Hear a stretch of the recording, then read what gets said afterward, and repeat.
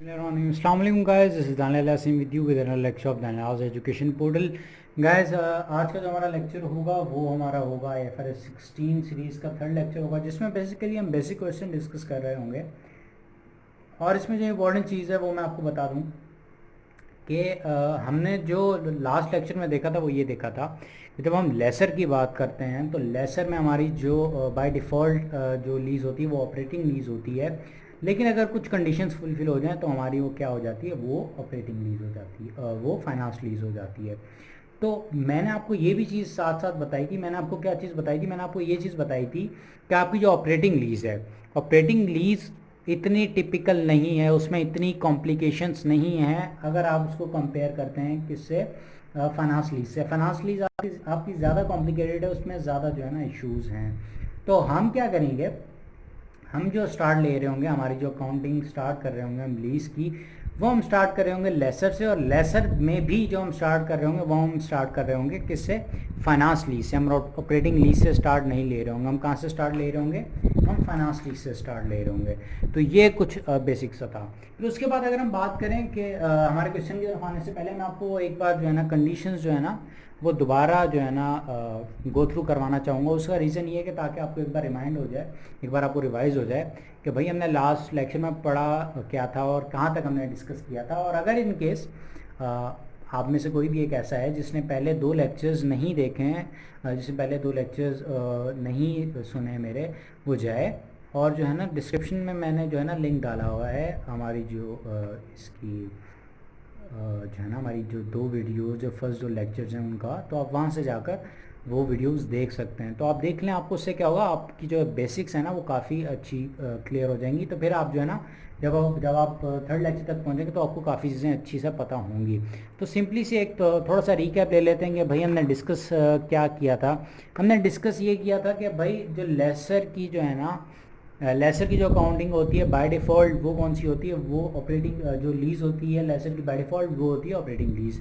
और अगर जो हमारी 5 कंडीशंस थी उनमें से अगर कुछ भी फुलफिल हो जाए तो हम सिंपली क्या कर देंगे, हम उसमें क्या कर देंगे, उसको उठाकर जो है उसमें किस में क्लासीफाई कर देंगे, हम उसको क्लासीफाई कर देंगे जो। अच्छा जी, तो हमारे पास कंडीशंस क्या क्या थी। सबसे पहली कंडीशन थी हमारे पास, if lease term is greater than और equal to 75% of useful life of asset. तो हमने इसमें क्या किया था, हमने ये सिंपली देखा था कि हम क्या करेंगे, हम लीज टर्म जो कि यहाँ पे मैंने एग्जांपल दी थी 4 इयर्स, उसको हम किससे डिवाइड कर देंगे, जो है ना हमारी जो यूजफुल लाइफ ऑफ एसेट है 5 इयर्स की, उससे हम डिवाइड कर देंगे। जैसे यहाँ हमने किया तो हमारे पास 80% की वैल्यू आ गई। ठीक है जी। फिर हमने दूसरे देखा था कि कंपलसरी ट्रांसफ़र रिटर्न कॉन्टैक्ट क्या, भाई अगर जो है ना आपकी जो है ना जो कॉन्टैक्ट हुआ उसी में लिखा हुआ है कि भाई कंपलसरी ट्रांसफ़र हो जाएगा at the end of the lease term, तो फिर भी आप उसको कहाँ पे क्लासीफाई करेंगे, आप उसको फाइनेंस लीज में क्लासीफाई करेंगे। फिर हमने थर्ड चीज़ क्या देखी थी, हमने थर्ड चीज़ देखी थी बारगेन परचेज ऑप्शन, कि भाई बारगेन परचेज ऑप्शन हो। फिर हमने जो फोर्थ देखी थी, फोर्थ हमने ये देखी थी कि भाई asset is of specialise nature, जिसमें हमने एग्जांपल्स देखी थी किसमें, सॉफ्टवेयर की। और जो है ना हमने दूसरी देखी थी किसकी, आपकी जो है एक फर्नीचर की मशीन की हमने देखी थी, एक सॉफ्टवेयर देखी थी, दूसरी मशीन की देखी थी हमने। और जो हमारी फिफ्थ है वो है हमारी present value of lease payment is greater than equal to 90% of fair value of asset. ठीक है जी, ये हमारे पास हो गया। अब फिर हम मूव ऑन करते हैं, हमारा जो है ना दोबारा हम मूव ऑन करते हैं हमारे क्वेश्चन की तरफ, हमारे क्वेश्चन पर आते हैं। और जब हम यहाँ पर पहुँचते हैं तो फिर हमने जो है ना दोबारा से एक बार क्वेश्चन को रीड कर लेते हैं। इस क्वेश्चन को रीड करके फिर मैं आपको कुछ बेसिक चीज़ें बता दूंगा जो आपको जो है ना हर जगह मिल रही होंगी। जैसे ये जो बेसिक इन्फॉर्मेशन है ये आपको हर जगह अवेलेबल होगी। और थोड़ा सा आपको कॉन्सेप्ट भी मैं दे देता हूँ, कुछ इन्फॉर्मेशन जो यहाँ पर दी हुई है उसका। अब हमारे पास सबसे पहले जो लीज टर्म है वो है 5 इयर्स, यूजफुल लाइफ है हमारे पास 6 इयर्स की, फेयर वैल्यू की है, ये एसिड की है। और फेयर वैल्यू ऑफ एसिड हमारे पास 5 लाख रुपीज़ है। और हमारे पास जो इंटरेस्ट रेट है, इंटरेस्ट रेट 10% है। और डाउन पेमेंट जो है वो हमारे पास 2 लाख रुपीज़ है। अच्छा जी, सबसे पहले चीज़ अगर आप इसमें सोचने के यार इंटरेस्ट रेट क्यों आया है, तो इंटरेस्ट रेट सिंपली इस वजह से आया है कि जो भी आपने अमाउंट जो भी आपने अमाउंट रिसीव करनी होती है किससे, लेसी से, क्योंकि ये लेसर किसको दे रहा है, लेसी को दे रहा है। तो अब ये यहाँ पे मैं एक बार हेडिंग में दे देता हूँ, लेसर और फाइनेंस लीज, ये मैं हेडिंग में देता हूँ ताकि आप लोगों को याद रहे। ठीक है जी। तो अब डाउन पेमेंट है आपके पास 2 लाख। इंटरेस्ट रेट ये होता है कि भाई जब भी आप जो है ना एसेट लीज पर दे रहे होते हैं तो आप उसको कहते हैं कि भाई एक तो मेरा प्रिंसिपल जो फेयर वैल्यू ऑफ एसेट है वो तो मेरा प्रिंसिपल है ना, वो तो मैं तुमसे लूँगा ही लूँगा, सही है, जितना तो तुम यूज़ कर रहे होगे उतना तो मैं तुमसे लूँगा ही लूँगा। दूसरी क्या चीज़ वो बोल रहा होता है, दूसरी चीज़ वो ये बोल रहा होता है कि भैया जो आपकी डाउन पे जो अगर मतलब मैंने आपको एसेट दिया तो लाजमी बात मैंने कुछ कमाने के लिए आपको एसेट दिया है ना, तो वो जो वो कमा रहा होगा वो बेसिकली इंटरेस्ट होगा, वो उसे इंटरेस्ट रेट के ऊपर हम कैलकुलेट करेंगे, उस वो का इंटरेस्ट इनकम आपका।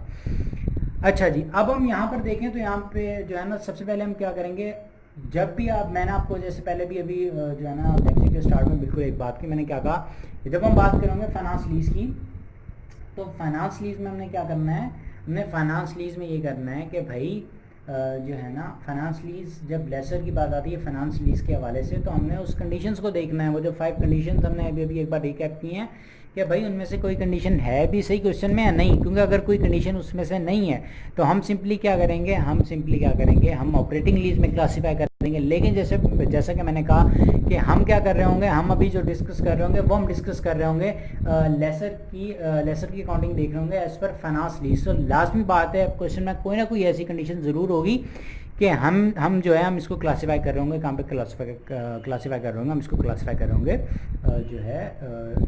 हम इसको क्लासीफाई कर रहे होंगे फाइनेंस लीज में। अब हम सबसे पहले स्टार्ट करते हैं, हमारी पहली कंडीशन से हम जो है ना मतलब सब कंडीशन चेक करेंगे।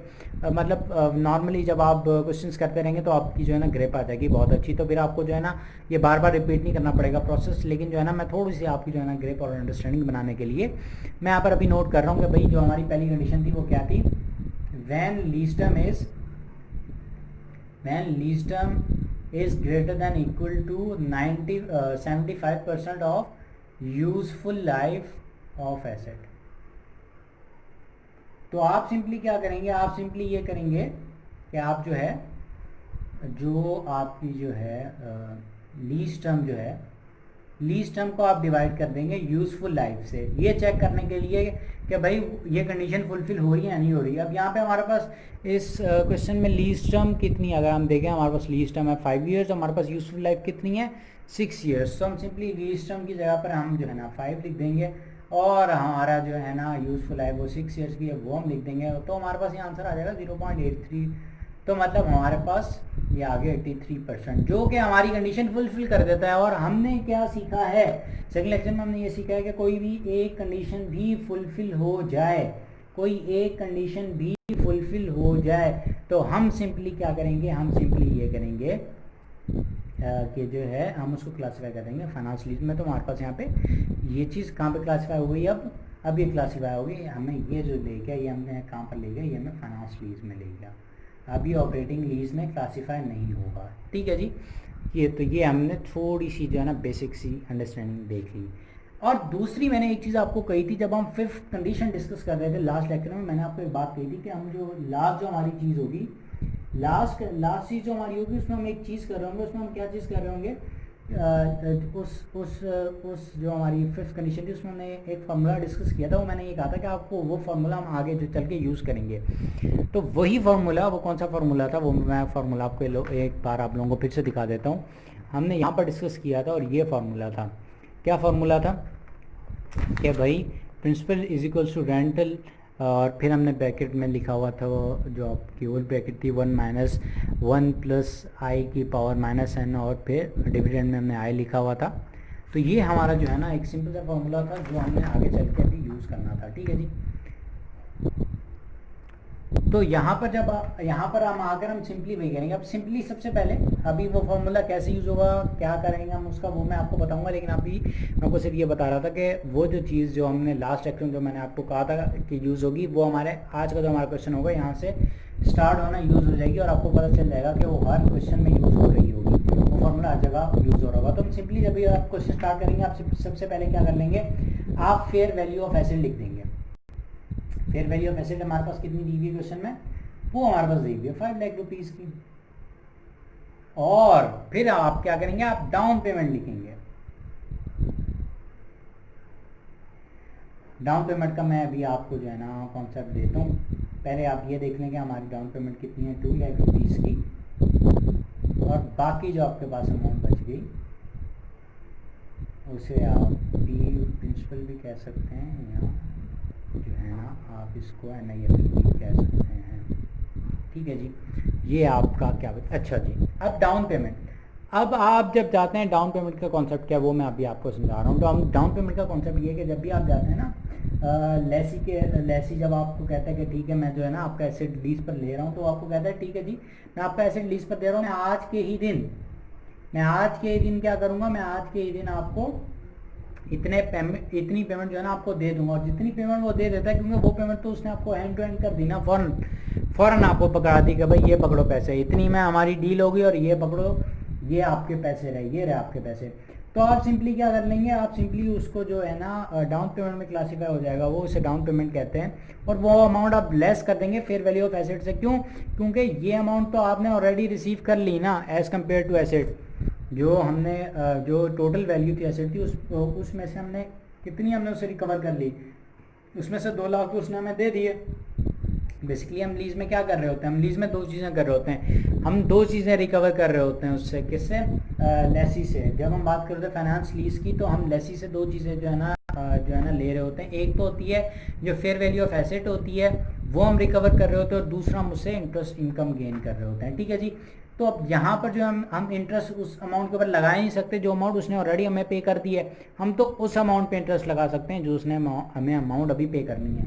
और हम क्या करेंगे, अब हम दूसरा स्टेप जो करेंगे, सबसे पहले हम ये कैलकुलेट कर लेंगे डाउन पेमेंट के बाद। जो ये बहुत बेसिक क्वेश्चन है, ठीक है जी, इसके अंदर हम कॉम्प्लिकेशन ऐड करते रहेंगे।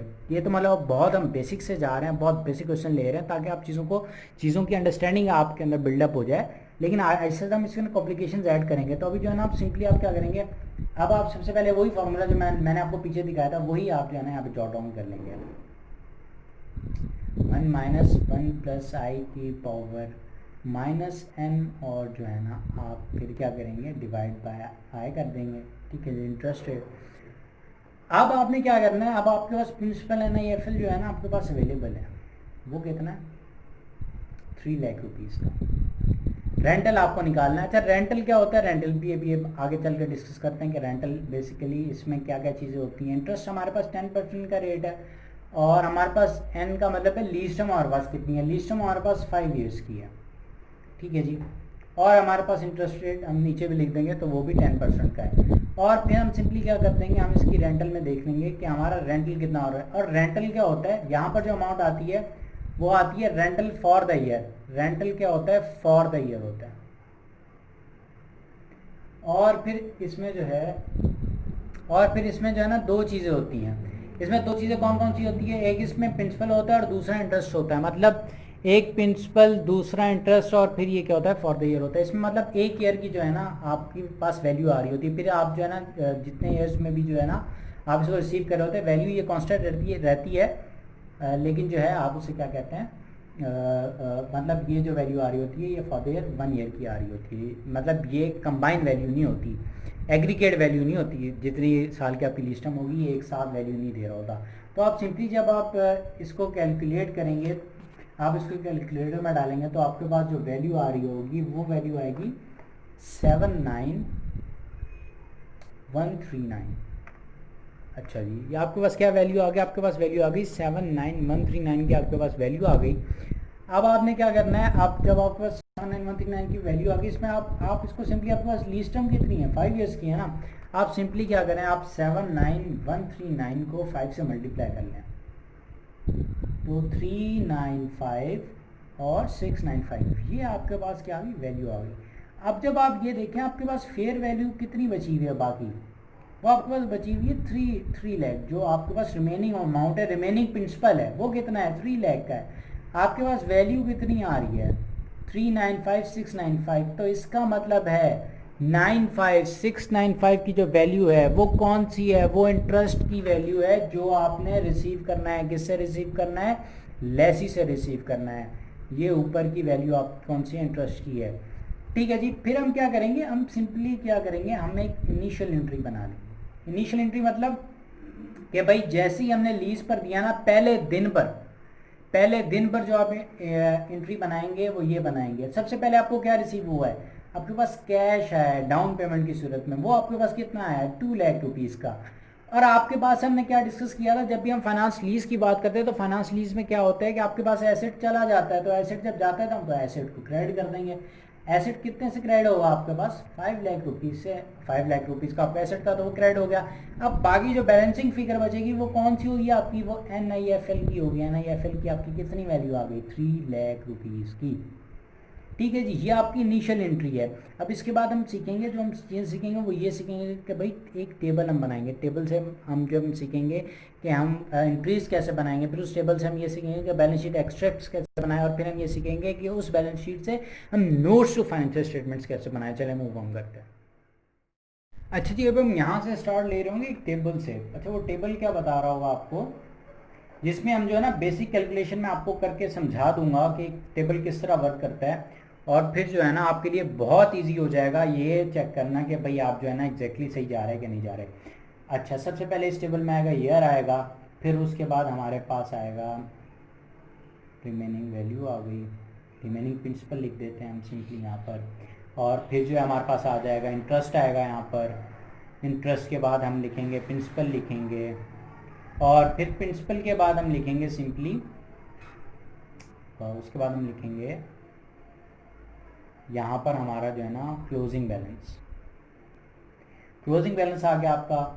हमारे पास ईयर्स कितने हैं लीज के। अच्छा, आपके जितने भी ईयर होंगे लीज के वो आप सिंपली क्या कर देंगे, यहाँ पे जॉट डाउन कर देंगे। हमारे पास कितने ईयर्स हैं, हमारे पास हैं 5 ईयर्स, तो हमने सिंपली क्या कर दिया यहाँ पे, सिंपली 5 ईयर्स हमने जॉट डाउन कर दिए। अब रिमेनिंग प्रिंसिपल में हम सिंपली क्या कर देंगे, सिंपली जो मैंने हाथ पे लिखा है इसमें यहाँ पर आप उठाकर क्या करेंगे, आप सिंपली उठाकर जो है ना अपनी वैल्यू जो है NIFL वाली वो आप उठाकर यहाँ पर डाल देंगे। वो कितनी है आपकी 3 लाख रुपीज़। ठीक है जी। अच्छा, अब हमारे पास हमारा जो रेंटल है वो कितना आया था, क्योंकि अब हमें जो है ना रेंटल की बहुत ज़्यादा ज़रूरत पड़ेगी। आपको यहाँ पे मैं साथ साथ समझाता रहूँगा। 79139 ये हमारा रेंटल आ गया था। आप लोगों ने भी कैलकुलेट कर लिया होगा, तो ये हमारा सिंपली जो है ना रेंटल आ गया था 79139 का। ठीक है जी। अब जब हम बात करते हैं कि भाई ये टेबल वर्क किस तरह करता है, अब जैसे मैंने आपको एक बात पीछे बताई, मैंने क्या बात बताई कि इस रेंटल में 2 चीज़ें हैं, एक है प्रिंसिपल और दूसरा है इंटरेस्ट। तो जब हमने इसको बाइफरकेट करना है, हमने इसको सिंपली बाइफरकेट करने के लिए ये एक टेबल बना लिया, जिससे हमारी जो एंट्रीज बनेगी वो बहुत ईजी हो जाएंगी एंट्रीज बनाना। अच्छा जी, वो कैसे अभी हम देख लेंगे। अब जब हमने इस साल हमने कितनी अमाउंट पे करनी है, इस साल जो हमें जो अमाउंट रिसीव होनी है वो कितनी है 79139। अब हम जो इंटरेस्ट जो हमें मिल रहा होता है वो किस पे मिल रहा होता है, उस अमाउंट पे मिल रहा होता है जो अमाउंट आपकी अभी जो है रिसीव होने वाली है, जो अभी रिसीव नहीं हुई। किससे रिसीव नहीं हुई, जो आपकी अमाउंट अभी लेसी से रिसीव नहीं हुई, हम उसकी बेसिस के ऊपर सिंपली क्या कर रहे होते हैं, आपका इंटरेस्ट चार्ज कर रहे होते हैं। अभी हमारे पास कितनी अमाउंट रिसीव होने वाली है, वो है 3 लाख रुपीज़। तो आप सिंपली 3 लाख रुपीज़ के ऊपर हमारा जो इंटरेस्ट रेट है वो कितना है, वो है 10% का। वो आप जब लगाएंगे तो आपके पास सिंपल एक वैल्यू आ जाएगी 30,000 की। अब आपने क्या करना है, मैं इसके ऊपर एक फॉर्मूला लिख देता हूँ। आपने क्या करना है, रेंटल में से जो आपका इंटरेस्ट आया है इस ईयर का, वो आपने सिंपली क्या कर देना है, इंटरेस्ट फॉर द ईयर, वो आपने लेस कर देना है।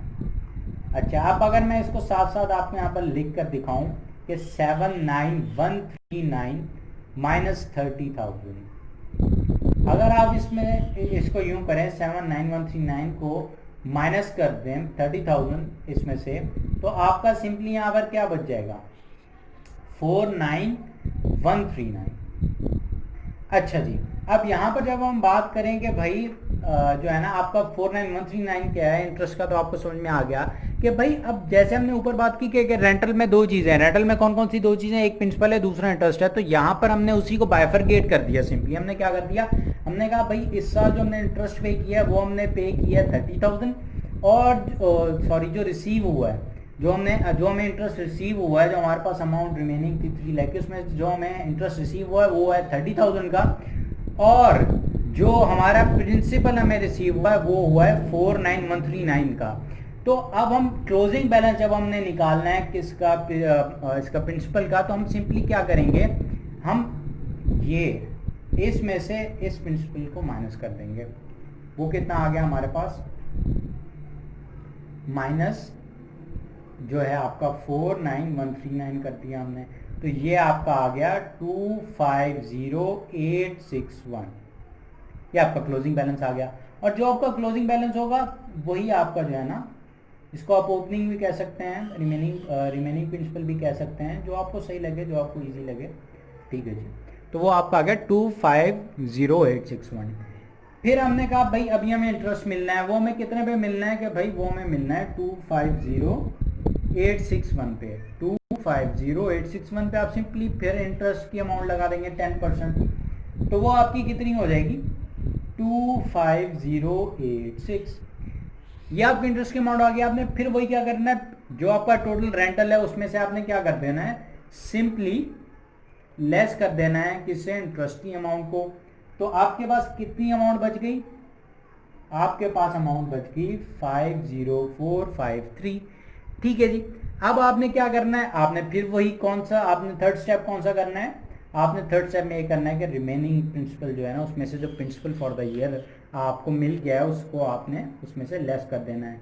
तो आपकी फिर वैल्यू क्या बन जाएगी, आपकी वैल्यू बन जाएगी 196808। फिर आपने इसको उठाकर सिंपली क्या कर लेना है, आपने ओपनिंग पे ले आना है। अच्छा, आपको स्टेप मैं एक बार दोबारा रिवाइज कर देता हूँ कि भाई स्टेप्स हम क्या कर रहे हैं। हम सबसे पहला स्टेप ये कर रहे हैं, हमारा पहला स्टेप ये है कि हम जो है सिंपली जो है ना ये देखेंगे कि हमारी रिमेनिंग पेमेंट या ओपनिंग जो है ना हमारे पास वो कितना है। हमने देखा हमारे पास जो है ना वो 3 लाख था। आपने पहला स्टेप क्या किया, आपने पहला स्टेप ये किया, जो भी आपकी अमाउंट रिमेनिंग प्रिंसिपल या ओपनिंग में आ रही है, इसको हम दो चीज़ें कह सकते हैं, तो आप सिंपली उसको क्या करेंगे, आप उस पर इंटरेस्ट रेट का जो भी दिया हुआ होगा आप उसको इस अमाउंट को उससे मल्टीप्लाई कर देंगे। तो आपके पास क्या आ जाएगा कि भाई इतना इंटरेस्ट मुझे इस साल रिसीव होगा, जो आपका टोटल रेंटल रिसीव होगा उसमें से 30,000 जो होगा वो इंटरेस्ट की मेरी इनकम होगी। फिर हमने ये देखा, हमने कहा कि भाई अच्छा भाई 30,000 जो इंटरेस्ट होगा तो बाकी क्या होगा। हमने सिंपली क्या किया, हमने रेंटल में से 30,000 रुपीज़ को जब माइनस कर दिया रेंटल फॉर द ईयर में से, तो हमारे पास क्या अमाउंट आ गई कि भाई 49139 जो है वो आपकी जो है ना प्रिंसिपल की अमाउंट इस साल जो है ना आपको रिसीव हो रही होगी। तो हमने एट द एंड जो हमने प्रिंसिपल की जब हमने क्लोजिंग बैलेंस निकालना, जो हमने NIFL का क्लोजिंग बैलेंस निकालना था, तो हमने क्या करना है, हमने सिंपली जो हमारे पास ओपनिंग बैलेंस था इसका NIFL का, हमने उसमें से उसको किसको लेस कर दिया, जो हमारा प्रिंसिपल इस साल रिसीव हो चुका है उसमें से जब हमने उसको लेस कर दिया तो हमारे पास एक वैल्यू आ गई 250861। फिर हमने उसी प्रोसेस को सेकंड ईयर में रिपीट कर दिया। अब हम सेम करेंगे थर्ड ईयर में।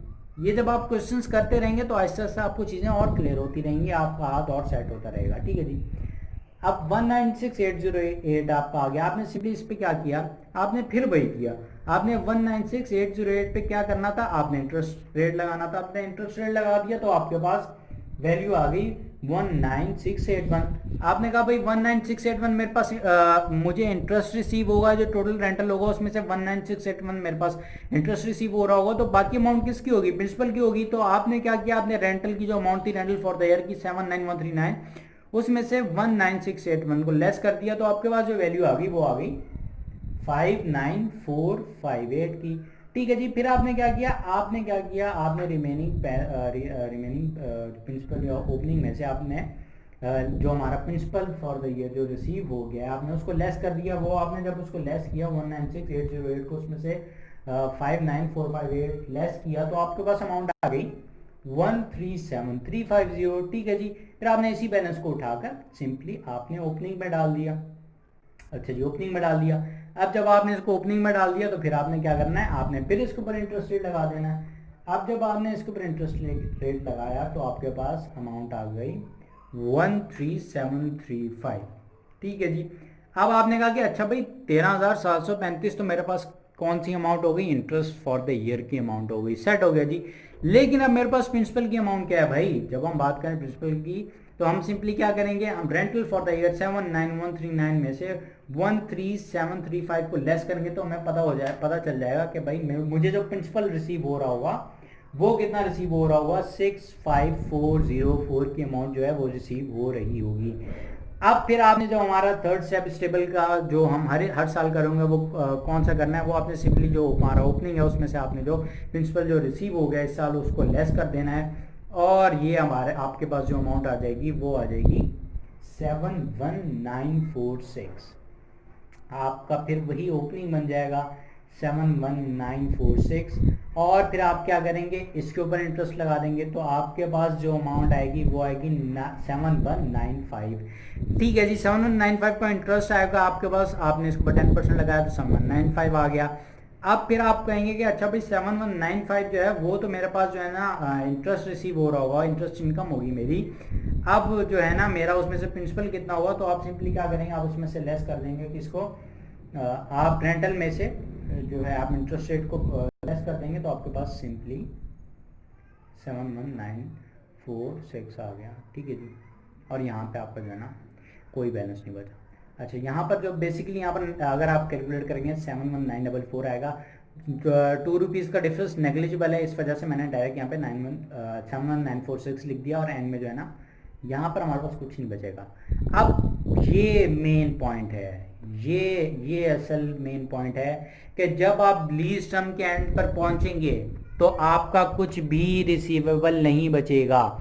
अगर आप क्वेश्चन सॉल्व कर रहे हैं इस टेबल से तो आपकी सबसे बड़ी इंडिकेशन कि आपने क्वेश्चन सही किया है या नहीं किया, सबसे बड़ी इंडिकेशन और सबसे इजी मेथड ऑफ चेकिंग क्या है कि आपने सिंपली देख लेना है कि आप जब लीज टर्म का जो आपका आखिरी साल है, आप जब उसके एंड पर पहुंचे हैं, जब आप उसके एंड पर पहुंचे हैं तो क्या उसका जो बैलेंस है वो जो है वो ज़ीरो आ रहा है या नहीं आ रहा। ये नॉर्मली आपको जो है ना 5 से 10 रुपीज़ का भी डिफरेंस आ सकता है, वो तो क्योंकि हम जो है ना जब इंटरेस्ट रेट लगा रहे होते हैं नॉर्मली राउंडिंग ऑफ का इशू होता है, तो 2-4 रुपये का अगर डिफरेंस हो 5-10 रुपये का तो इतना वो बहुत बड़ा डिफरेंस नहीं होता। तो सिंपली समझ लें कि आपने जो है ना बिल्कुल सही किया है। अच्छा जी, ये हमारा टेबल बन गया। अब जैसे मैंने आपको कहा था कि हम जब एंट्रीज बना रहे होंगे तो हमारा ये जो टेबल है, ये हमारा टेबल जो है ये हमें बहुत ज़्यादा हेल्प कर रहा होगा हमारी एंट्रीज बनाने के लिए। अगर हम मूव ऑन करें, हमारी ये एक इनिशियल एंट्री तो हम बहुत पहले ही बना चुके हैं, जो हमने पीछे अभी पिछले पेज पर बनाई थी इस टेबल पर आने से पहले। तो अब जब हम अगर मूव ऑन करें हमारी एंट्रीज की तरफ, ये बेसिकली ईयर एंड की एंट्रीज होंगी जो आप बना रहे होंगे। सबसे पहली जो आपकी एंट्री होगी वो कौन सी होगी, ईयर 1 की हम यहाँ पे लिख देते हैं ईयर 1, और हम यहाँ से स्टार्ट लेते हैं ईयर 1 से। अच्छा जी, अब जब ईयर 1 से हम स्टार्ट ले रहे हैं तो नंबर 1 हमारे पास कौन सी एंट्री आएगी, सिंपली वो आएगी आपकी, हमारे पास इंटरेस्ट, ये ईयर 1 एंड है। हमारा जो है वो रेंटल कितना रिसीव हो रहा है, हम पूरे के पूरा जो रेंटल हमारा रिसीव हो रहा है हम रेंटल के नाम से उसको क्या कर देंगे, डेबिट। और हमारा क्रेडिट क्या हो रहा होगा, हमारी दो चीज़ें क्रेडिट हो रही होंगी। जैसे मैंने आपको बताया कि हमारे पास जो है वो रेंटल किसके ऊपर जो है ना, अगर हम उसको तोड़ना चाहें, हम उसको ब्रेकअप करना चाहें तो किसके ऊपर हम ब्रेकअप कर सकते हैं, हम उसको दो चीज़ों पर ब्रेकअप कर सकते हैं। पहली चीज़ है प्रिंसिपल, दूसरी चीज़ है इंटरेस्ट। तो हम यहाँ पे जब हम एंट्रीज बना रहे होंगे तो हम सेम काम कर रहे होंगे। पहला तो हमारा रेंटल जो हमें रिसीव हुआ है ये हमें दो जगह पर इफेक्ट आ रहा होगा, एक होगा इंटरेस्ट और दूसरा होगा हमारा NIFL जो कि हमारा प्रिंसिपल है, प्रिंसिपल को रिप्रेजेंट कर रहा है। अब जब हम बात कर रहे हैं इंटरेस्ट की, अच्छा जी इंटरेस्ट की जब हम बात कर रहे हैं तो इंटरेस्ट इनकम है ये, क्योंकि ये हम इंटरेस्ट रिसीव कर रहे हैं, हम लेसर हैं, हमें लेसी पे कर रहा है, किसकी वजह से, वो हमारा एसेट यूज़ कर रहा है, हमने उस एसेट लीज पर दिया हुआ है। तो हमारा जो है जो यहाँ पे इंटरेस्ट रिसीव हो रहा है वो कौन सा हो रहा है, वो इंटरेस्ट इनकम होगा हमारे पास। तो हम सिंपली क्या करेंगे, हर साल हमने सिंपली क्या करना है, जो हमारे ऊपर टेबल में जो हमने ये बाइफर्केशन की थी हमने सिंपली उठाकर उसे पुट कर देना है। हमारे पास पहले ईयर की इंटरेस्ट इनकम थी 30,000 रुपीज़ और हमारे पास जो प्रिंसिपल था वो था 49,139। तो हम सिंपली यही करेंगे, हम 30,000 की इंटरेस्ट इनकम रिकॉर्ड कर लेंगे और दूसरा हम क्या कर लेंगे, सिंपली हम क्या कर लेंगे, जो है हमारा NIFL उसको क्रेडिट कर देंगे कितने से, 49,139 के हमें इतना जो है ना वो प्रिंसिपल भी रिसीव हो गया है। अब हम मूव ऑन करेंगे ईयर 2 की एंट्रीज की तरफ। जब हम सेकेंड ईयर पर पहुंचे तो ये भी एंड ईयर के एंड पे है, तो हमने सिंपली रेंटल तो वही रहेगा, रेंटल तो कांस्टेंट है, जो आपने एक बार कैलकुलेट किया वो अमाउंट तो चेंज नहीं होगी, अमाउंट तो सिर्फ किसकी चेंज होगी, प्रिंसिपल और जो है ना आपका जो है ना इंटरेस्ट इनकम जो आपको रिसीव हो रही होगी, सिर्फ उसमें जो है ना आपका डिफरेंस आ रहा होगा, बाकी तो आपकी A to Z सब कुछ सेम चल रहा होगा। अच्छा जी, तो हम अब ऊपर देख लेते हैं कि भाई ऊपर हमें क्या वैल्यू दी हुई है। ऊपर हमें वैल्यू दी हुई है कि हमने जो इस साल जो रिसीव किया है इंटरेस्ट वो है 25086 और हमारा जो प्रिंसिपल है वो है 54053। तो हम सिंपली वही करेंगे, हम क्या करेंगे, हम यहाँ पर इंटरेस्ट इनकम लिखेंगे और जो है NIFL लिखेंगे, NIFL। और हमने जो ऊपर देखा कि हमारा जो सेकेंड ईयर का है इंटरेस्ट इनकम है वो है 25086 और जो है हमारा NIFL है वो है 54053। ठीक है जी, ये हमारी ईयर 2 की एंट्रीज हो गई। अब हम मूव करते हैं हमारे ईयर 3 की एंट्रीज की तरफ। ईयर 3 की एंट्रीज की तरफ हम मूव करते हैं। ईयर 3 एंड पे आ गए हम। अच्छा जी, तीसरे साल के आखिर में पहुंच गए हम। तो जब हम इसके लिए देखते हैं कि भाई हमारे पास अमाउंट्स क्या क्या थी, तो हम सिंपली देख लेते हैं कि हमारे पास एक थी 19681, ये हमारा इंटरेस्ट इनकम थी, और दूसरी थी हमारे पास 59458, ये हमारा प्रिंसिपल था जो लेस हो रहा था। तो हम सिंपली यहाँ पे क्या कर लेंगे, हम यहाँ पे क्या करेंगे, वही रेंटल को करेंगे हम डेबिट, कितने से, वही सेम अमाउंट 79139, लेकिन हमारी इंटरेस्ट इनकम और जो है प्रिंसिपल वो चेंज होता रहेगा हर साल, जैसे कि मैंने पहले भी बताया।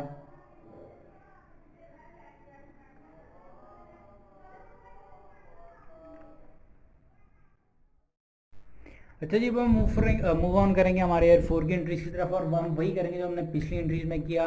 हम सबसे पहले तो हम ये देख लेंगे रेंटल हमारा जो है ना सेम टू सेम हम जो है ना उतार देंगे। रेंटल हमारा कितना था, 79139 का हमारा रेंटल था। हम वही का वही जो है ना सिंपली लिख देंगे।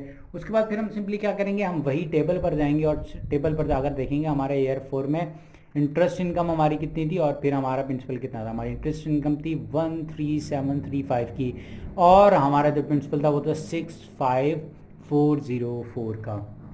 तो हम यही लिख देंगे यहाँ पर। हम सबसे पहले लिखेंगे इंटरेस्ट इनकम।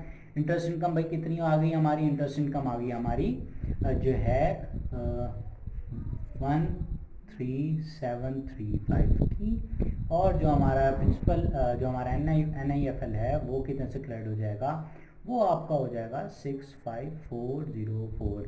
जो हम जो है ना एसेट क्रेडिट करके जो हम डेबिट कर होते हैं एज एसेट, वो हमारा NIFL होता है, इसी वजह से हम उसको क्रेडिट कर रहे होते हैं साथ साथ कि भाई ये हमारा प्रिंसिपल जो है वो हमें दोबारा मिल रहा है। जो हमारा 3 लाख का प्रिंसिपल हमें नहीं मिला था, हमें सिर्फ कितना मिला था, हमें 2 लाख का जो है ना हमें वो मिल गया था, डाउन पेमेंट मिल गई थी हमारी जो ईयर 4। अब हम मूव ऑन करते हैं। हमारी जो लास्ट ईयर की एंट्रीज है वो भी बिल्कुल एग्जैक्टली सेम होगी, कोई भी डिफरेंस नहीं होगा। इसीलिए मैंने आपको कहा था कि अगर आपने टेबल बना लिया ना तो मतलब फिर तो आपकी जो एंट्रीज हैं वो आपके लिए हैं ही बेबी गेम। मतलब अगर आप टेबल सीख गए एक बार तो फिर जो है ना आपको कोई इशू ही नहीं है एंट्रीज का, क्योंकि आपने सिर्फ उठाकर समझ लें कॉपी पेस्ट करना है वहाँ से डाटा को। तो आपकी इंटरेस्ट इनकम कितनी थी, NIFL भी बना लेते हैं और सिंपली हमने क्या करना है, हमने यहाँ पर वैल्यूज़ देख लेनी है बस टेबल से। कितनी है हमारे पास वैल्यू इंटरेस्ट की, 7195 है और हमारी जो प्रिंसिपल की है वो है 71946। यहाँ पे हमने लिख दिया 7195 और जो है ना हमारा 7194 जो है ना 6 हमने यहाँ पे जो है ना ये हमारा हो गया टोटल जो है। हमने एग्जैक्ट जो है ना उसको प्रॉपरली अगर आप इसको देखें तो हमने जो है ना एंट्रीज कंप्लीट कर ली। हमने 2 चीज़ें कंप्लीट कर ली। हमें सिंपली हमें जब हमने पहला टेबल बनाया उससे हमें 2 चीज़ें क्लियर हो गई। हमें क्या चीज़ें क्लियर हो गई, हमें पता चल गया कि हम एग्जैक्टली सही जा रहे हैं, और उससे क्या होगा, हमें एंट्रीज बनाने में देरी नहीं लगी। मतलब हैंड टू हैंड, मतलब विद इन ये जो है ना 3 to 4 मिनट्स आप ये पूरी एंट्रीज बना सकते हैं अगर आपने टेबल पूरा एक्यूरेट बना लिया है। और दूसरा वो आपको ये कंफर्मेशन भी देता है। वो क्या आपको कंफर्मेशन देता है, वो आपको ये कंफर्मेशन देता है कि भाई आपने जो है ना बिल्कुल एग्जैक्टली सही वैल्यूज़ ली हैं और आपने सही तरीके से जो है ना कैलकुलेशन की है, क्योंकि एंड में जो है ना वो आपको क्या वैल्यू दे रहा होता है, वो 0 वैल्यू दे रहा होता है। अब ये हमने 2 चीज़ें डिस्कस कर ली। हमने एक टेबल डिस्कस कर लिया, दूसरा हमने क्या डिस्कस कर लिया, हमने एंट्रीज डिस्कस कर ली। अब हम मूव ऑन करते हैं हमारे बैलेंस शीट एक्सट्रैक्ट्स की तरफ।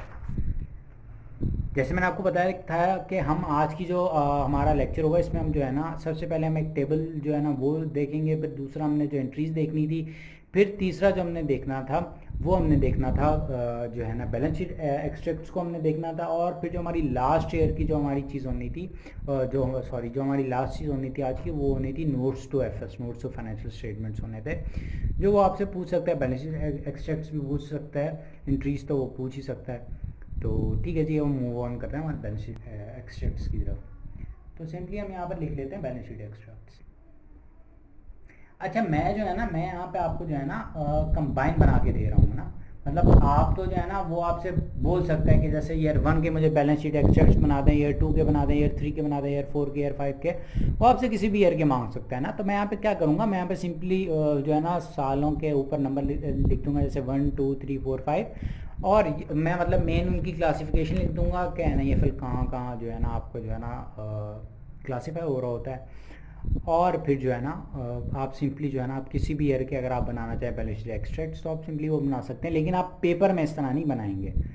पेपर में आप जो है ना वो जिस साल का आपको मांगेगा, आपने सेपरेट हर ईयर के उसकी एंट्रीज के नीचे आप बनाएंगे। आप सिंपली क्या करेंगे, जैसे अगर वो कहता है ईयर 2 के बैलेंस शीट एक्सट्रैक्ट्स मुझे बना करते हैं, आप सिंपली क्या करेंगे, आप उसकी एंट्रीज के नीचे जो है ना आप सिंपली क्या कर देंगे, आप उसके बैलेंस शीट एक्सट्रैक्ट्स बना देंगे, ताकि मतलब उसको ढूंढने ना पड़े और बहुत इजी हो जाए। अगर मतलब वो कहता है कि ईयर 2 और ईयर 3 के बना दे, तो आप क्या करेंगे, आप ईयर 2 के एक्सट्रैक्ट्स ईयर 2 की एंट्रीज के नीचे बनाएंगे, और ईयर 3 के एक्सट्रैक्ट्स ईयर 3 की एंट्रीज के नीचे बनाएंगे। तो ये चीज़ थोड़ी सी आप क्लैरिफाई रखिएगा। ये तो मैं आपको सिर्फ समझाने लगा हूँ, तो इस वजह से मैंने क्या किया, मैंने बहुत ही सिंपल जो है ना इसको रखा है, ताकि बस जो है ना आपकी चीज़ें क्लियर हो जाए और आपको पता चल जाए कि बैलेंस शीट एक्सट्रैक्ट्स बनता है कैसे। बिल्कुल ऐसे ही है। इसमें अगर आप बेसिक बात करें ना, तो बेसिक वही चीज़ है जो हमने पीछे एंट्रीज में की है। आपने सिंपली वैल्यूज़ उठानी है और कहाँ पे बैलेंस शीट में डाल देनी है। कहाँ से उठानी है, टेबल से उठानी है। अगर आपने टेबल से ही बना लिया तो मतलब आप, और उसका भी आपको पता है कि टेबल आपको पता चल जाएगा फॉर्म के सही है या नहीं है, तो वो बहुत ही ईजी, बहुत ही बेबी गेम है। ठीक है जी। तो मतलब बैलेंस शीट एक्सट्रैक्ट्स भी कोई हार्ड एंड फास्ट रूल नहीं है, सब किस पे डिपेंड कर रहा है, सिर्फ इस पर डिपेंड कर रहा है कि आपने जो है ना टेबल आपने सीख लिया है एक बार। ठीक है जी। तो हम मूव ऑन करते हैं हमारे बैलेंस शीट एक्सट्रैक्ट्स की तरफ। अब हमारा जो जैसे मैंने आपको बताया कि हमारा जो NIFL है वो एसेट है। अब एसेट में क्योंकि अब अगर आप देखें हमारा लीस्ट टर्म 5 इयर्स का है, तो मतलब अब जब हम क्लासीफाई करते हैं हमारे एसेट्स को, तो हम दो एसेट्स में क्लासीफाई कर रहे होते हैं। एक हमारा होता है करंट एसेट और दूसरा होता है नॉन करंट एसेट। अब अगर हम देखें हमारा जो NIFL है वो दोनों में क्लासीफाई हो रहा होगा। वो दोनों में कैसे क्लासीफाई हो रहा होगा वो मैं भी आपको समझाऊंगा, लेकिन वो क्या हो रहा होगा, वो दोनों में क्लासीफाई हो रहा होगा। और हम ये देखेंगे कि दोनों में उसकी वैल्यू जो है ना इस ईयर कौन सी आ रही है। तो यहाँ पर हम सिंपली हेडिंग लगा लेते हैं नॉन करंट एसेट्स की, नॉन करंट एसेट्स। और हमारे पास इसमें से हमारे पास कौन सा एसेट है, वो है NIFL। और हमारे पास जो करंट एसेट्स हैं, करंट एसेट्स भी हैं हमारे पास। करंट एसेट्स हमारे पास कौन से हैं भाई, करंट एसेट्स में भी हमारे पास वही है, कौन सा है, NIFL। ठीक हो गया जी। अब मैं यहाँ पर क्या करता हूँ, वही जो मैंने आपको पहले बताया था कि मैं सिंपली यहाँ पे क्या कर लेता हूँ, मैं यहाँ पे नंबरिंग कर लेता हूँ। नंबरिंग क्या कर लेता हूँ कि ये ईयर 1 है, ये 2 है, ये 3 है, ये 4 है, और ये 5 है। 5 कुछ ज़्यादा ही कोने में लग गया, उसको हमने कुछ ज़्यादा ही कोने में लगा दिए। अच्छा जी, तो हम यहाँ पे सिंपली यहाँ पे लिख लेते हैं NIFL। अच्छा जी, अब हम टेबल की तरफ आते हैं। अब हम टेबल से चीज़ें समझेंगे कि बैलेंस शीट एक्सट्रैक्ट्स हम कैसे बनाएंगे। अब हम जब हम फर्स्ट ईयर की जो बैलेंस शीट एक्सट्रैक्ट बना रहे होंगे, हम यहाँ पर आकर बना रहे होंगे, जो हमारा फर्स्ट ईयर का क्लोजिंग बैलेंस है 25086 में ना, हम यहाँ पर खड़े होंगे। ठीक है जी। हम यहाँ पे आकर जो है ना हम बैलेंस शीट एक्सट्रैक्ट्स बना रहे होंगे। तो अगर हम देखें हमारे पास दो चीज़ें होंगी। जैसे मैंने आपको बताया कि हमारे पास नॉन करंट में भी NIFL होगा और करंट एसेट्स में भी NIFL होगा। तो वो कैसे होगा, अगर आप देखें जो हमारा नेक्स्ट ईयर में हमने क्या करना है, हमारा जो 54053 की जो अमाउंट है वो हमें नेक्स्ट ईयर क्या हो जाएगी, रिसीव हो जाएगी। अगर कोई भी एसेट जो है ना विद इन 1 ईयर हमें वैसे ही पता है कि हमें वो रिसीव होने वाला है, ये रिसीव हो जाएगा विद इन 1 ईयर, तो हम सिंपली क्या करते हैं, हम उसको करंट एसेट्स में क्लासीफाई करते हैं, नॉन करंट एसेट्स में क्लासीफाई करते हैं, हम उसको करंट एसेट्स में क्लासीफाई करते हैं। तो ये जो प्रिंसिपल की जो यहाँ पर अमाउंट आ रही होगी, जिसको आप कैसे कैलकुलेट कर रहे थे, आप उसको जो इंटरेस्ट जो आपने कैलकुलेट किया था उस रेंटल में से इंटरेस्ट को माइनस करके जो अमाउंट आ रही थी वो आप प्रिंसिपल लिख रहे थे। वो जो आपकी अमाउंट आएगी, जो नेक्स्ट ईयर की आपकी टेबल में अमाउंट अवेलेबल होगी, वो आपका करंट एसेट होगा, क्योंकि ये आपको नेक्स्ट ईयर क्या हो जाएगी, रिसीव हो जाएगी। ठीक है जी, कौन सी, 54053। और फिर दूसरी चीज़ हमारे पास क्या आ गई कि भाई नेक्स्ट ईयर पे जो हमारी जो है ना मतलब 1 साल बाद भी जो हमारे पास पड़ा हुआ होगा वो कितना अमाउंट पड़ा हुआ होगा NIFL का, वो हमारे पास होगा 196808। तो क्योंकि 1 साल बाद भी हमारे पास वो एसेट पड़ा हुआ होगा, तो वो कौन सा एसेट क्लासीफाई होगा, वो हमारे पास कौन सा क्लासीफाई होगा, वो हमारे पास क्लासीफाई होगा नॉन करंट एसेट्स में। क्योंकि ये जो हमारे पास 196808 की अमाउंट है ये हमारे पास नेक्स्ट ईयर भी अवेलेबल होगी। तो हम सिंपली क्या करेंगे, हम जो है ना जब बैलेंस शीट एक्सट्रैक्ट्स पर आएंगे तो जो हमारी नेक्स्ट ईयर का क्लोजिंग बैलेंस होगा वो आपका जो है ना हमारे पास नॉन करंट एसेट्स NIFL में हमारे पास कौन सी अमाउंट आ गई, वो हमारे पास आ गई 196808 जो नेक्स्ट ईयर का क्लोजिंग बैलेंस था, और हमारे पास जो अमाउंट आ गई करंट एसेट्स में वो आ गई जो नेक्स्ट ईयर में प्रिंसिपल जो है ना रिसीव होना था। तो सिंपली इसका जो टोटल होगा वो आपका किसके बराबर आ जाएगा, जो आपका इस साल का क्लोजिंग बैलेंस है, और वो है आपका 250861 250861। आप सिंपली यही करेंगे, आप अब हर साल में यही करेंगे। आप सिंपली क्या करेंगे, आप नेक्स्ट ईयर जिस साल में आप हैं ना, आपने उससे अगले साल का क्लोजिंग बैलेंस ले लेना है। अब आप सेकंड ईयर जो है ना ईयर नंबर 2 पे आ गए, सेकंड ईयर में आ गए। अब यहाँ पर आपने देखा कि भाई मेरे पास जो क्लोजिंग बैलेंस आ रहा है वो आ रहा है 196808 यहाँ पे टेबल में। तो आप नेक्स्ट ईयर का क्लोजिंग बैलेंस लेंगे और उसका जो प्रिंसिपल नेक्स्ट ईयर में रिसीव हो जाएगा वो आप देख लेंगे। आपको कॉन्सेप्ट उसके पीछे का बता चुका हूँ मैं। तो आप 137350 लेंगे, 137350, और फिर दूसरा हमारे पास जो अमाउंट होगी वो हो जाएगी हमारे पास 59458। तो सिंपली ये जो अमाउंट बराबर हो जाएगी, ये अमाउंट बराबर हो जाएगी 196808 के। ठीक हो गया जी। फिर आपने ईयर 3 में क्या करना है, अब ईयर 3 में आपने वही प्रोसेस फॉलो करना है कि भाई मैं तीसरे साल पे खड़ा हूँ, तो नेक्स्ट ईयर का जो मेरे पास क्लोजिंग बैलेंस आ रहा है वो मेरा नॉन करंट एसेट है, और जो मेरा प्रिंसिपल मुझे रिसीव हो जाएगा वो मेरा करंट एसेट है। तो हमारे पास 71946 की अमाउंट आएगी। इस जो है हमारे पास कितनी अमाउंट आ जाएगी, 71946, और हमारे पास जो करंट एसेट्स होंगे उसमें हमारे पास कितनी अमाउंट आ जाएगी, 65404। ठीक हो गया जी। तो ये हमारे पास टोटल कितना आ जाएगा, 137350 का टोटल आ गया हमारे पास। अब जब हम पहुंचेंगे लास्ट ईयर में, लास्ट ईयर में तो हमारे पास जो फोर्थ ईयर होगा, फोर्थ ईयर बेसिकली यहाँ पे फिफ्थ का जो है ना हम बैलेंस शीट एक्सट्रैक्ट्स नहीं बना रहे होते, गलती से लिख दिया था, क्योंकि 5 साल में तो हमारे पास कुछ बच ही नहीं रहा होगा। सिंपली जो है ना जो हमारा लास्ट ईयर होगा उससे 1 साल पहले तक हम बैलेंस शीट एक्सट्रैक्ट्स बना रहे होंगे, क्योंकि जो हमारा लास्ट ईयर होगा उसमें तो हमारे पास कुछ बचेगा ही नहीं ना, कुछ होगा तो यहाँ पर लिखेंगे ना, क्योंकि NIFL तो पूरी तरह क्रेडिट हो चुका होगा, कुछ बचा ही नहीं होगा उसमें। तो हमारे पास जो लास्ट एंट्रीज बनेगी वो फोर्थ ईयर की जो बैलेंस शीट होगी वहाँ तक बनेगी, क्योंकि उसमें जो हमारे पास लास्ट आ रहा होगा हमारे पास करंट एसेट आ रहा होगा। नॉन करंट एसेट कुछ बचेगा ही नहीं, क्योंकि अगले साल हमारे पास जो बचा है वो सब बचा कुचा सारा नेक्स्ट ईयर रिसीव हो जाना है। तो हमारे पास जो बचा कुचा था वो था 71946 का हमारे पास बचा कुचा। तो ये सिंपली क्या हो जाएगा, आपको जो है ना नेक्स्ट ईयर ये रिसीव हो जाएगा पूरा। अच्छा जी, अब हम मूव ऑन करते हैं। हमारे आज का जो लास्ट चीज़ है जो हमने डिस्कस करनी है वो है notes to the financial statements.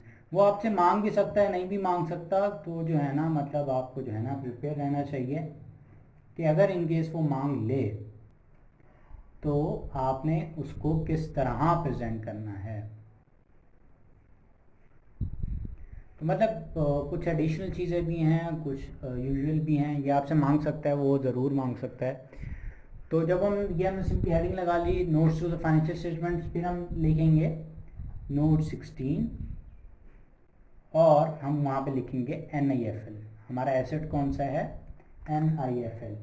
फिर जो हम सबसे पहले बनाएंगे वो हम बनाएंगे मैच्योरिटी प्रोफाइल 16.1 के नाम से, मैच्योरिटी प्रोफाइल, कि भाई हमें कौन से साल में कितना रिसीव हो रहा है। और सिंपली जो है ना आपने यहाँ पर क्या करना है, आप सिंपली आपने रेंटल्स लिख देना है। आपने जो है ना ईयर 2 में, जैसे फॉर एग्जांपल अगर आप ईयर 1 के एंड पे बना रही हैं नोट्स टू फाइनेंशियल स्टेटमेंट, तो मैं उस हिसाब से बना रहा हूँ। ईयर 3, ईयर 4 और ईयर 5, आपने सिंपली क्या करना है, आपने यहाँ पे रेंटल लिख देना है कि भाई कब कब आपको कितना कितना मिलता रहेगा इसमें से। 779,139, फिर हमारे पास दूसरा है वो भी वही है, सेम रेंटल की अमाउंट होगी, तो 79139 और 79139। तो आपने ये चारों सालों का लिख देना है। अच्छा जी, अब ये चारों सालों का आपने लिख कर इसको क्या कर देना है, आपने इसको सिंपली क्या कर देना है, टोटल कर देना है 316556। अगर हम ये देखें हमारी जो हमने बैलेंस शीट बनाई थी वहाँ पर क्या अमाउंट आ रही थी, वहाँ पर हमारी फर्स्ट ईयर के एंड में जो अमाउंट बच रही थी वो बच रही थी 250861। तो भाई ये क्या सीन हो गया, ये क्या मतलब पंगा पड़ गया कि हमारी जो बैलेंस शीट में अमाउंट आ रही है वो आ रही है 250861 और यहाँ पे मेरे पास आ रही है 316556। तो ये तो मैच ही नहीं कर रहा। तो फिक्र ना करें, अभी हम इसको मैच करवाते हैं। अब यहाँ पर जब हम देखें तो हमने पहले एक चीज़ डिस्कस की थी, हमने क्या चीज़ डिस्कस की थी, हमने ये चीज़ डिस्कस की थी कि भैया जो आपका रेंटल है उसमें दो चीज़ें होती हैं। उसमें कौन सी दो चीज़ें होती हैं, उसमें पहली चीज़ होती है आपकी जो है ना प्रिंसिपल और NIFL, और दूसरा कौन सा होता है आपका इंटरेस्ट इनकम होती है। दो चीज़ें रिसीव हो रही होती हैं। तो अब यहाँ पर आपने क्या बनाया, आपने इन दोनों का सम जो है ना यहाँ पे लिखा हुआ है। अब आप क्या करेंगे, आप 16.2 में रिकन्सिलिएशन करेंगे। 16.2 में आप क्या करेंगे, रिकन्सिलिएशन करेंगे। अब रिकन्सिलिएशन में आप सबसे पहले रेंटल जो आपने ऊपर टोटल निकाला है रेंटल्स का, वो आप यहाँ पर सेम टू सेम लिख देंगे।